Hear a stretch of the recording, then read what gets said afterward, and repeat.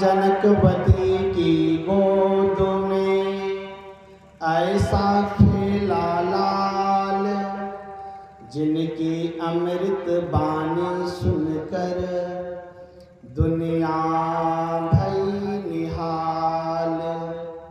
मेरा मुझ में कुछ नहीं, जो कुछ है गुरु तोर, तेरा तुझको सौंपते क्या लागत है मोर।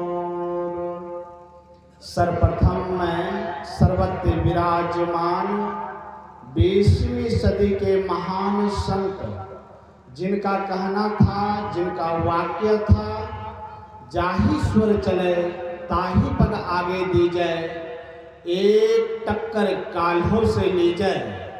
कालों से टकराने वाले संत, अपने भक्तों को हर संकटों से बचाने वाले सद्गुरु को मैं बारंबार नमन करता हूँ।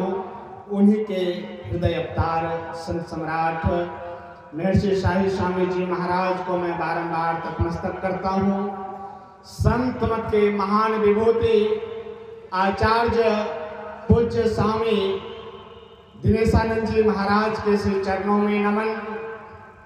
और संत मत के कई एक महापुरुषों को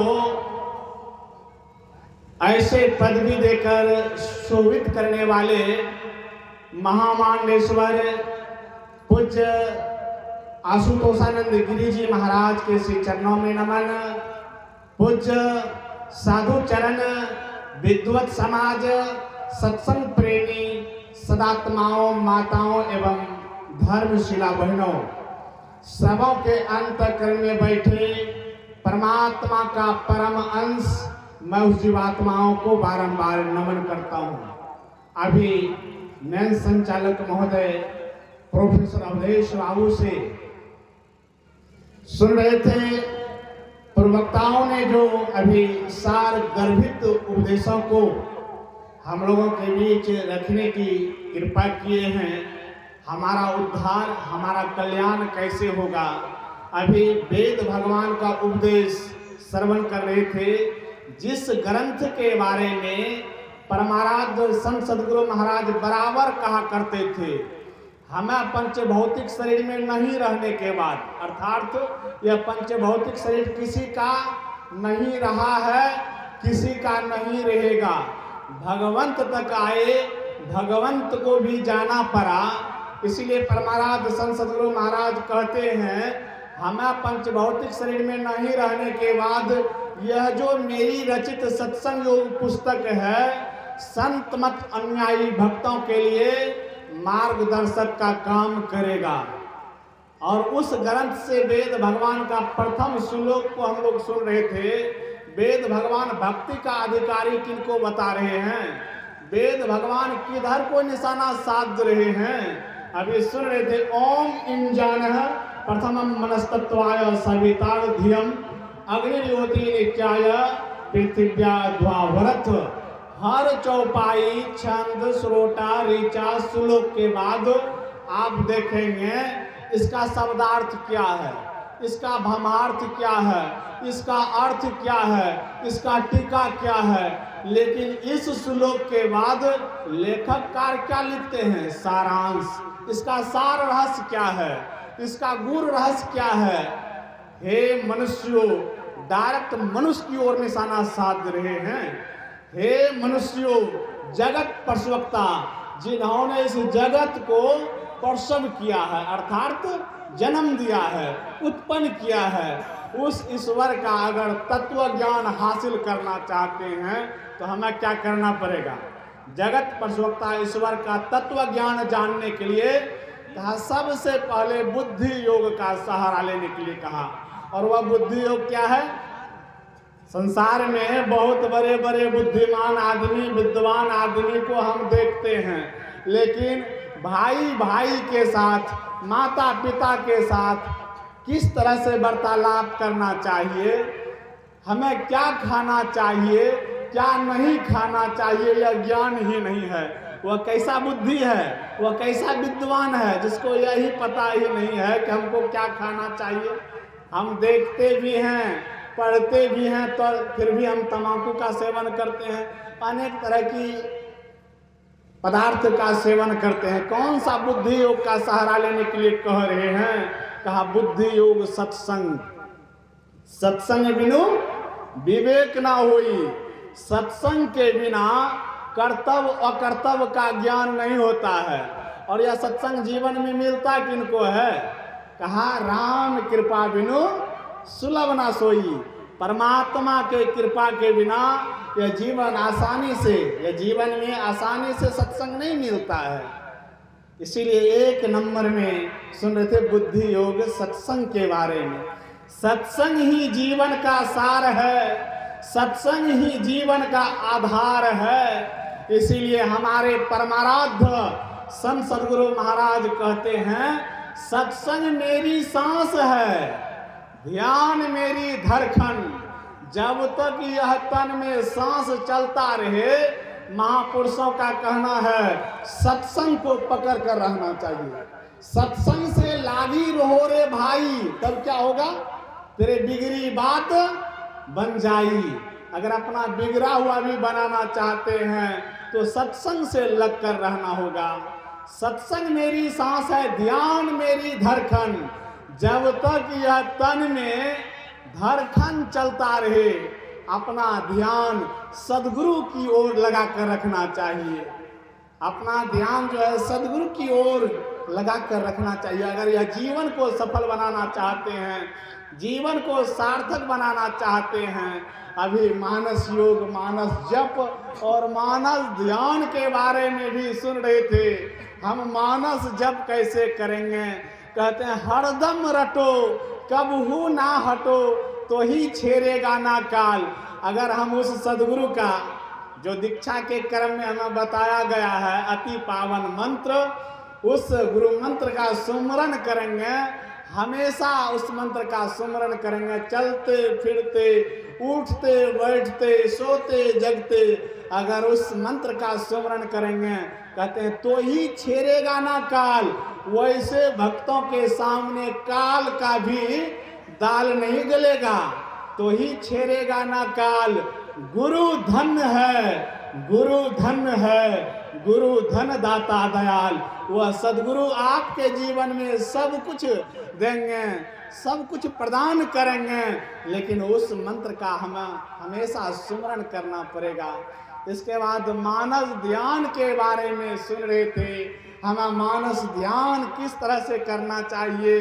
घड़ी जो है, कहते हैं कि जो है अब समय पुरने ही वाला है, तो मैं उधर विस्तार रूप से नहीं भागना चाहता हूँ। इसके बाद दृष्टि साधना के बारे में सुन रहे थे, ज्योतिर् साधना के बारे में सुन रहे थे। मानस जप, मानस ध्यान के बाद ज्योतिर् साधना के बारे में सुन रहे थे। और यही तो संत मत का सार साधना पद्धति है। परम संत बाबा देवी साहब के पास अगर कोई भक्त दीक्षा लेने के लिए जाते थे, परम संत बाबा देवी साहब यह संत मत का जो साधना पद्धति है, आकाश में उड़ान भरने की साधना पद्धति है। मानस जप और मानस ध्यान तो परमाराध्य संत सद्गुरु महाराज ने देखा, संसारिक लोगों का इतना संसार में चित्तवृत्ति बिखरा हुआ है, इसीलिए मानस जप और मानस ध्यान एक नाम एक रूप का अवलंब लेने के लिए बताया। लेकिन परम संत बाबा देवी साहब डायरेक्ट दृष्टि साधना और नादानुसंधान का क्रिया बताते थे। संत मत का सार ज्ञान, बिंदु और नाद ध्यान। हम वह ज्योतिर् साधना कैसे करेंगे? अगर परम कल्याण चाहते हैं, आवागमन की जंजीर को मिटाना चाहते हैं, आवागमन की बेरी को तोड़ना चाहते हैं, तो हम दृष्टि साधना का क्रिया कैसे करें? पहले मेरे ऊपर संतों का अपरंपार कृपा रहा है। अभी सुन रहे थे प्रोफेसर साहब से कि झारखंड में कई एक जगह आश्रम, इसके बाद बहुत दिनों से मन में एक तरंग था, इस पर्वत से समुद्र का मंथन हुआ था, 14 रत्न निकला था और बहुत ऋषि मुनियों ने इस पर्वत पर तपस्या किए हैं। यहाँ भी एक संत मत का आश्रम बनता तो बहुत बढ़िया रहता। तो गुरुदेव के कृपा से वहाँ भी हमें सौभाग्य प्राप्त हुआ, मेरे माध्यम से बन रहा है। आप सब लोग कभी अगर उधर जाएंगे तो वह आश्रम का खोज करेंगे। मैंने कहना चाह रहा था दृष्टि साधना के बारे में, जो है दृष्टि साधना। पहले जब शुरू में मैं जब ध्यान करने के लिए बैठता था, मानस जप और मानस ध्यान करते करते घंटा पुर जाता था।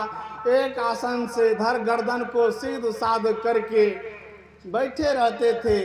और पूज्य शाही स्वामी जी महाराज कहते हैं, अंतर्जामी महापुरुष मन की बात को जानने वाले, कहा जब ध्यान करने के लिए बैठते हो तो कौन कौन विधि करते हो? मैंने कहा हुजूर मानस जप और मानस ध्यान करते करते घंटा पुरता है और घंटी बजती है, मैं उठकर चला आता हूँ।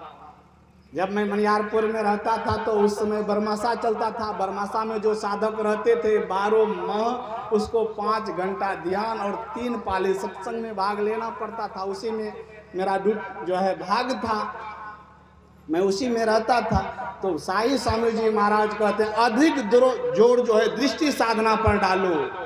मानस जप मानस ध्यान तो है या मन को मोड़ने, मन को समेटने की साधना है। बहुत से नाम और बहुत से रूपों से बचने के लिए एक नाम एक रूप का सहारा लेने के लिए कहा, लेकिन अधिक जोर दृष्टि साधना पर डालो। और दृष्टि साधना किस तरह से करना है? अपने अंतर गगन आकाश में, यह खोलकर बताने की चीज नहीं है, लेकिन सबको लाभ भी नहीं होगा, जो समझेंगे उसको बहुत लाभ होगा।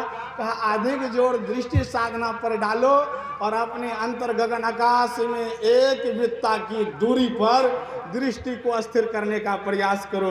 मैंने कहा क्या हुजूर नाप कर स्थिर करेंगे? कहा अंतर गगन आकाश में कैसे नापोगे? कौन सा थर्मामीटर से नापोगे? अरे स्वतः इंगला पिंगला नामक नारी सुषमना की घाट में जैसे दोनों दृष्टि टकराएगा, चमचमाती हुई बिंदु का दर्शन होगा। ऐसा नहीं समझिएगा कि महर्षि शाही स्वामी जी महाराज कह रहे हैं एक वित्ता की दूरी पर दृष्टि को स्थिर करने के लिए। तब कौन कह रहा भाई? परमाराध संत सद्गुरु महाराज भी पदावली में लिखते हैं। एक बार महर्षि शाही स्वामी जी महाराज मुझसे पूछा कि एक हाथ में कितना अंगुल रहता है? मैंने झट से कहा हुजूर 5 अंगुल। हुजूर हंसने लगे, कहिए कि महात्मा लोग थे, वह लोग भी हंसने लगे। मैं आश्चर्यचकित में पड़ गया, एक हाथ में तो 5 ही अंगुल है, हंसने की क्या बात है? कहा मुझे आश्चर्यचकित में देखकर कहा एक हाथ में 5 अंगुल नहीं रहता है, एक हाथ में 24 अंगुल रहता है, एक बित्ता में 12 अंगुल रहता है, ऐसे नाप कर बताया। तो महर्षि शाही स्वामी जी महाराज भी नहीं कह रहे एक वित्ता की दूरी पर दृष्टि को स्थिर करने के लिए। परमाराध संत सद्गुरु महाराज पदावली में लिखते हैं द्वादश, 2 और 10 कितना होता है? 12। द्वादश अंगुल धीरे धीरे करी ठहराई। यह है दृष्टि साधना में। समय आप लोगों का कुछ अधिक ले लिया, मैं आगे नहीं बढ़ना चाहता हूँ, तो जो है मैं इतना ही कहकर क्षमा चाहता हूँ। बोलिए प्रेम से श्री सद्गुरु महाराज की जय।